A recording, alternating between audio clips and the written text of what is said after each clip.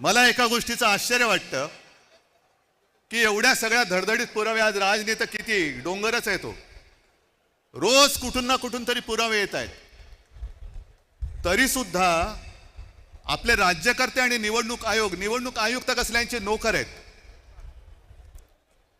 आणि यांची खाका. मी अनाकोंडा का बोलतोय, काहीतरी गंमत किंवा चेष्टा मस्करी करायची म्हणून नाही बोलत आहे. यांची भूक शमत नाही. आपला पक्ष चोरला, निशाणी चोरली, नाव चोरलं, अरे माझे वडील चोरायचा प्रयत्न करतायत आणि तेही पुरेसं नाही म्हणून आता मतचोरी करायला बघतायत. बाकी सगळे इकडे एकत्र आलेले आहेत, पण सत्ताधारी याच्यामध्ये कोणी आलेलं नाहीये. मुख्यमंत्री मध्ये म्हणाले की लोकसभेच्या वेळेला राजकीय म्हणजे आमच्या विरोधी पक्ष म्हणजे आपण कोणत्या मतदारसंघात कसा लाभ घेतलेला आहे याचा पर्दाफाश मी करेन.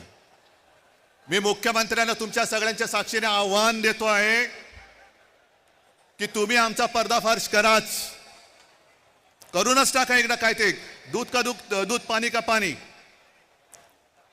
पण जेव्हा मुख्यमंत्री असं बोलतायत याचा अर्थ मुख्यमंत्र्यांनी सुद्धा ते मान्य केलंय की मतचोरी झालेली आहे, मतचोरी होते आहे.